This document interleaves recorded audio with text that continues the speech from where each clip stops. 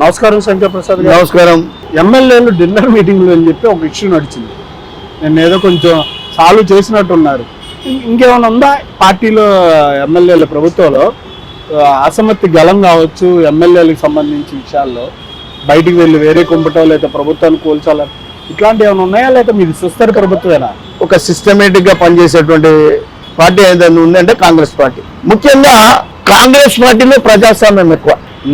అది అందరూ ఇవాళ సామాన్యుడు సైతం ముఖ్యమంత్రి హోదాలో ఉన్న వ్యక్తిని కూడా ఆపి మాట్లాడే స్థాయి కాంగ్రెస్ పార్టీ ఇచ్చింది.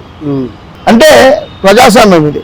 గతంలో మంత్రులను సైతం అపాయింట్మెంట్ ఇవ్వకుండా తన మంత్రివర్గ సహచరులను కూడా అపాయింట్మెంట్ ఇవ్వని పరిస్థితులు ఇవాళ ఎన్నో ఇన్నామో. మంత్రులు బాధలు పడ్డారు, ఎమ్మెల్యేలు అసలు వాళ్ళని దిక్కు చూసేన పరిస్థితి కూడా లేదు. మీరు చూడండి, మీరు అన్నదానికి మంచి క్వశ్చన్ ఏంటంటే కాంగ్రెస్ పార్టీలో ప్రజాస్వామ్యం ఉందా లేదా అనేది మీకు పూర్తిగా అర్థమైంది వంశీ గారు. ఎందుకంటే నేను చెప్పడం కాదు, కాంగ్రెస్ పార్టీ సంస్కృతి. మరి గాంధీ భవన్ లో మహేష్ కుమార్ గౌడ్ గారు అధ్యక్షునిగా అయిన తర్వాత విధిగా మినిస్టర్లు గాంధీ భవన్ కు వచ్చి గాంధీ భవన్ లో కార్యకర్తలతో మమేకం కావాలి అని చెప్పి వారికి సూచన చేస్తే మరి అది కంటిన్యూ ప్రోగ్రామ్ జరుగుతుంది. వాళ్ళ వీళ్ళని బట్టి మంత్రులు కూడా దేవాలయం లాంటి కాంగ్రెస్ పార్టీ దేవాలయం గాంధీ భవన్ లో మంత్రులు ప్రతి ఒక్కరు కూడా మంత్రులు కానీ సీఎం సమయం వల్ల కలవలేకపోతున్నారు. వారికి ఉన్న నిజంగా చెప్పాలంటే గత 10 ఏళ్ల పాలన ముఖ్యమంత్రి యొక్క పని విధానం, ప్రస్తుతము యంగ్ డైనామిక్ రేవంత్ రెడ్డి గారి పని విధానం మరి అఫీషియల్ గా గానీ ప్రతి దగ్గర కొట్టొచ్చినట్లు కనబడుతుంది. అది ఒక పెద్ద ముళ్ళ కిరీటం. దాన్ని సంవత్సరం అయిపోయింది. కొన్ని చిన్న ఇబ్బందులు ఉండొచ్చు. నన్ను చూస్తే పలకరియలేదనో, నన్ను పలకరియలేదు, నాకు ప్రాధాన్యత ఇవ్వలేదనో కొంతమంది ఎమ్మెల్యేలు ఉండొచ్చు. కానీ రేవంత్ రెడ్డి గారి దగ్గర ఆ యొక్క సమస్యను తెలిసిన వెంబడే వారి దగ్గర మాట్లాడడం, మరి వారితో ఇంటరాక్ట్ కావడం, జరిగినటువంటి సమస్యలు ఏదైనా ఇబ్బంది జరిగితే ఆవిడని నేను మార్చడానికి ప్రయత్నం చేయడం, ఆ సమస్యను తీసేయడానికి ప్రయత్నం చేయడం వల్ల ఆ సమస్యలు ఏం లేదు. కేవలం అన్ని బాగానే భూతద్దంతో ప్రతిపక్షాలు చూపిస్తున్నటువంటి భూతద్దపు గ్లోబల్ ప్రచారాలు. స్థానిక ఎన్నికల్లో కాంగ్రెస్ మళ్ళీ విజయదుందుకు మోగిస్తుందా?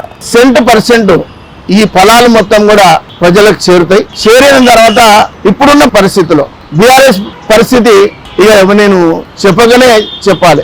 వాళ్ళు ఏమనుకుంటున్నారంటే కేసీఆర్ గారు మొన్న కూడా అన్నారు, నేను అన్ని గమనిస్తున్నా గంభీరంగా, నేను కొడితే మామూలుగా ఉండదు దెబ్బ అంటున్నారు. మీకు ఒక వార్నింగ్ ఇచ్చారు అధికార పార్టీ. అది ఒకటి సామెత ఉంది, 2 కాళ్ళు లేనోడంట, నేను లేస్తే చెప్తా చూసుకుంటానండి. నువ్వు ముందు లేవురా నాయన, నీకు ఎన్నికైనా నువ్వు ప్రజలు ఎన్నుకున్నారు, నువ్వు ఒక ప్రతిపక్ష నాయకునిగా అసెంబ్లీకి వచ్చి మా కాంగ్రెస్ పార్టీ ప్రభుత్వం చేస్తున్నట్టు రేవంత్ రెడ్డి గారు ప్రభుత్వం చేస్తున్నటువంటి తప్పిదాలు ఏదైతే చూపించు చెప్పని చెప్పి మా మొత్తం మంత్రివర్గం సీఎంతో 71 ఏళ్ల పెద్ద మనిషిని 10 సంవత్సరాలు పరిపాలించిన సీఎంని తెలంగాణ కొట్లాడి సాధించిన వ్యక్తిని కాంగ్రెస్ అవమానపరుస్తుంది మాటలతో అంటున్నారు. తప్పండి. అసెంబ్లీలో ఒక ప్రతిపక్ష హోదా తర్వాత 10 ఏళ్లు సీఎం గా ఉన్నటువంటి వ్యక్తిని ఎక్కడన్నా అవమానపరిచే విధంగా ఇప్పుడున్న మంత్రివర్గం గాని సీఎం గాని ఒక్కటి మచ్చుతుంటే చూపియండి. ఒక కేటీఆర్ యొక్క మాటల వల్ల, ఆ మాటలే మమ్మల్ని ప్రభుత్వాలకు తిరిగి తీసుకొస్తుందనే అపోహల వల్ల అనరాని మాటలు మాట్లాడుతూ ప్రభుత్వం మీద నిందలు వేస్తూ ఇవాళ పబ్లిక్ లో వెళ్ళాలనే ప్రయత్నం తప్ప అది ఇక అయిపోయినటువంటి సమస్య అధ్యాయం. మరి వాళ్ళు ఒంట పెదవుకు ఆశపడ్డట్టుంది. ఆ ఒంట పెదవు ఊగాడుతుంటది. ఆ నక్కలు అనుకుంటే అంటే అది ఎప్పుడైనా ఊసిపడుతుంది, తిని కడుపు నింపుకోవచ్చు అని. అది ఊసిపడేది లేదు, ఆ యొక్క నక్కలకు కడుపు నిండేది లేదు. అట్లా ఉంది బీఆర్ఎస్ పార్టీ నాయకుల యొక్క పరిస్థితి. ఇలా ప్రతిపక్ష హోదాలు ఉన్నారు. మేము కాంగ్రెస్ పార్టీలో గెలిచిన వాళ్ళను నువ్వు గతంలో పార్టీలోకి తీసుకున్నావు, కాంగ్రెస్ పార్టీనే లేకుండా చేయాలని ప్రయత్నాలు చేసినావు. ఆయన కూడా ఎక్కడ కూడా ఉన్నటువంటి నికాసైనటువంటి ఎమ్మెల్యేలు అసెంబ్లీలో గలమెత్తారు, ప్రశ్నించారు, ప్రజలకు నిజాలు చెప్పారు. అది ప్రజాస్వామ్యంలో ప్రతిపక్షానికి ఉన్నటువంటి ఒక నైతికమైనటువంటి విలువ. మరి నువ్వు ప్రతిపక్షంగా ఉండి నేను పెద్ద 20,000 బుక్కులు చదివిన అంటున్నావు కదా, నేను గమనిస్తున్నాను, కాముగా గమనిస్తున్నానంటే మరి తప్పులు చెప్పకపోతే మరి ఎవరు? శ్రీమతి ఇందిరాగాంధీ గారు రాజకీయంగా ఒక ఉక్కు మహిళ. ఆమె దేశంలో ఒక ప్రశ్నించేవాడు ఉండాలని చెప్పి పిఎస్ సంగ్మా అని చెప్పి పేరునింటారు. వారికి నామమాత్రపు పోటీగా వ్యక్తిని నిలబెట్టి వారిని పరోక్షంగా పార్లమెంటులో ఉండేటట్లు చూసేటువంటి సంస్కృతి కాంగ్రెస్ ఒక పెద్ద గుణం. సంస్కృతి ఇప్పుడు ఉందంటారా? డెఫినెట్ గా ఉపయోగించుకుంటే ఉంటుందండి, కానీ ఉపయోగించుకోకుండా నేను మౌనమునిగా చూస్తున్నా, నేను నా ఫామ్ హౌస్ లో బేరీలు ఏటివి స్కెచ్లు వేస్తున్నా, మరి ఏ స్కెచ్లు కలెక్టర్ మీద దాడులు కూడా నీ స్కెచ్ లో భాగమా?